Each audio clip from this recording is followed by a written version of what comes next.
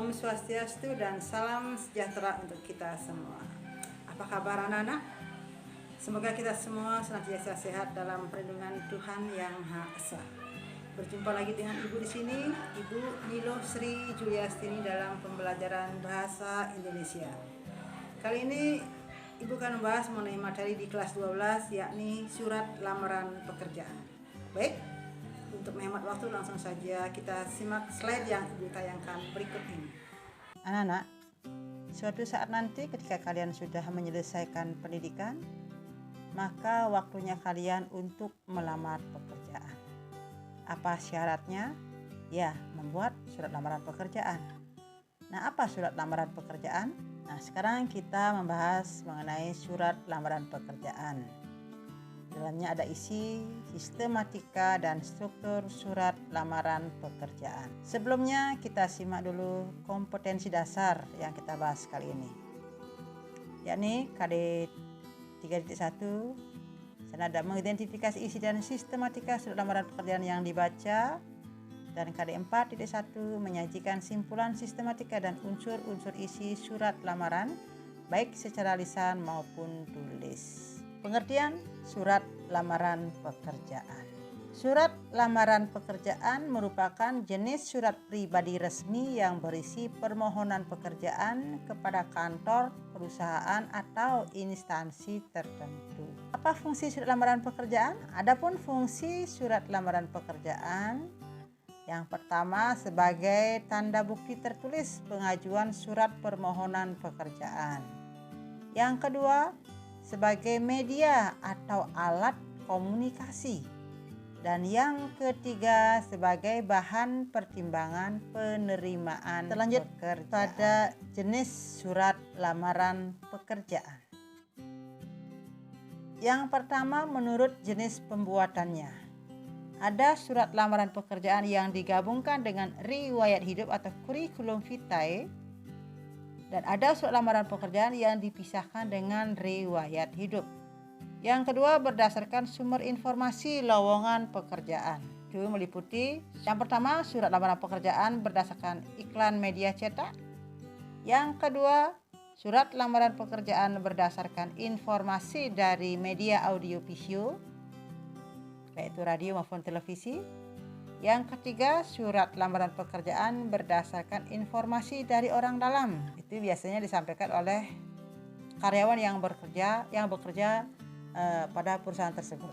Dan yang keempat, surat lamaran pekerjaan berdasarkan inisiatif sendiri. Oke, kita simak dulu contoh surat lamaran pekerjaan berikut. 1 di sana ada tanda baca tanda angka 1. Lakisan 20 Juli 2020 itu adalah tempat dan tanggal penulisan surat.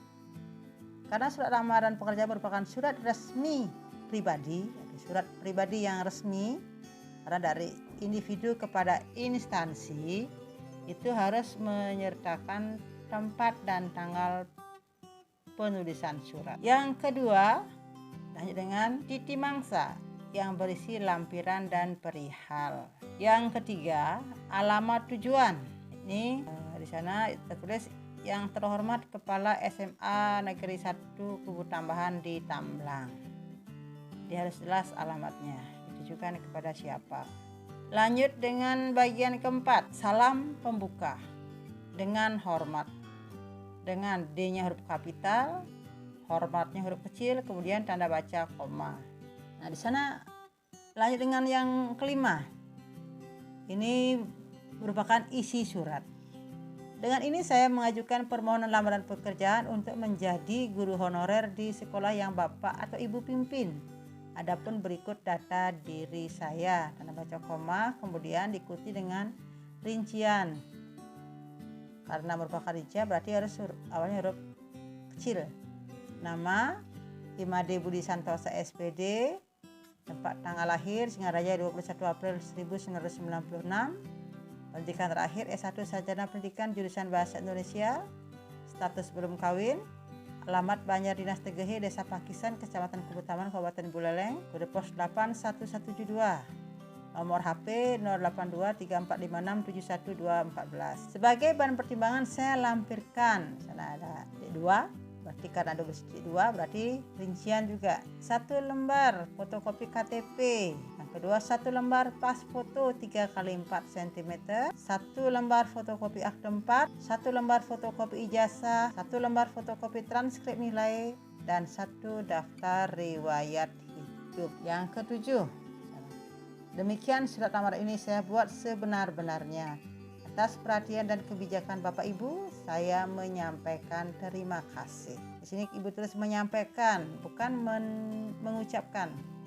Karena di sini surat kalau logikanya tidak bisa ngomong, jadi hanya bermaksud menyampaikan pesan dari penulis. Kemudian 8, hormat saya, tanda tangan pelamar, kemudian nama terang, itu yang bagian yang ke-9. Imade Budi Santosa SPD. Nah, kemudian isi surat lamaran pekerjaan. Surat lamaran pekerjaan berisi informasi tertulis berupa permohonan pelamar agar diterima bekerja di tempat yang dilamar. Oke, sekarang kita lanjut pada hasil identifikasi isi dan sistematika surat lamaran pekerjaan. Jadi ada kolom di sana, ada tabel. Nomor, sistematika dan unsur surat lamaran pekerjaan, di sini jawaban atau isinya ya. Yang pertama tempat dan tanggal pembuatan surat. Yang mana itu? Oh, di sini yang di sebelah kanan, Pakisan 20 Juli 2020. Kemudian lampiran dan perihal atau titi mangsa. Ini isinya. Yang ketiga ada alamat surat. Lanjut kemudian salam pembuka. Anak-anak bisa perhatikan di sana. Alinea pembuka, silakan perhatikan. Yang keenam isi suratnya apa saja ya, berarti ini isinya ya. Jadi dari identitas pelamar sampai kelengkapan pelamar. Kemudian alinea penutup.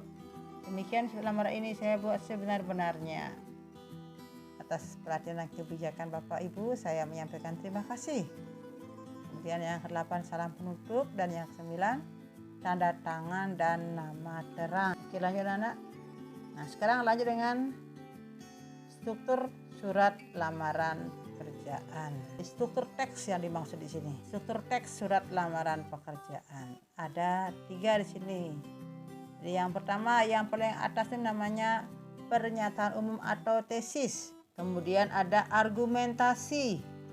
Dan yang terakhir ada penegasan. Oke, Bu, jelaskan lebih lanjut. Yang mana disebut dengan tesis atau pernyataan umum? Jadi tesis atau pernyataan umum berisi informasi awal terkait pekerjaan yang akan dilamar. Jadi di sana dengan ini saya bermaksud mengajukan lamaran pekerjaan pada instansi yang Bapak Ibu pimpin untuk diterima sebagai tenaga honorer misalnya, atau sebagai tenaga administrasi dan seterusnya. Itu disebut dengan tes atau pernyataan umum. Kemudian argumentasi, penguatan terhadap pernyataan umum atau tesis berisi kelengkapan yang diperlukan pembuka lamaran. Nah, ini pada bagian sebagai bahan pertimbangan berikut saya lampirkan kelengkapan. Titik 2 itu adalah argumentasi berisi penguatan terhadap pernyataan umum atau tesis. Biasanya di sini juga bisa ditambahkan dengan pengalaman kerja di sana. Saya berpengalaman bekerja di sebuah perusahaan bonafide di Jakarta. Nah, itu juga ditambahkan dengan kelengkapan berupa ijazah atau sertifikat yang menunjang argumentasi tersebut. Yang ketiga, penegasan. Nah, penegasan di sini terdapat pada alinea penutup, yakni berisi harapan pelamar untuk dipertimbangkan diterima di instansi atau perusahaan yang dimaksud. Serta tidak lupa di sana berisi juga ucapan terima kasih. Jadi itu struktur teksnya anak-anak, dari tesis atau pernyataan umum, argumentasi sampai pada penegasan. Nah, kemudian simpulan sistematika dan unsur-unsur surat didapatkan dengan menggali informasi dalam surat lamaran. Informasi yang dapat digali seperti tempat dan waktu pembuatan surat lamaran, titik mangsa, alamat surat atau alamat tujuan, identitas pelamar, isi surat lamaran, informasi penguatan identitas pelamar, serta salam pembuka dan salam penutup. Baiklah anak-anak, demikian tadi penyampaian materi mengenai surat lamaran pekerjaan dengan KD mengidentifikasi isi dan sistematika surat lamaran pekerjaan sudah selesai. Bagaimana, bisa dipahami? Jadi anak-anak bisa menyimak kembali materi yang sudah Ibu sajikan tadi.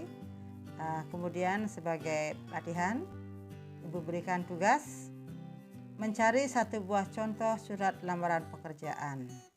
Kemudian nanti anak-anak mengidentifikasi isi, sistematika, dan struktur teksnya. Baik anak-anak, materi kali ini Ibu ucapkan terima kasih atas atensi kalian. Ibu tutup dengan Parama Santi. Om Santi Santi Santi Om.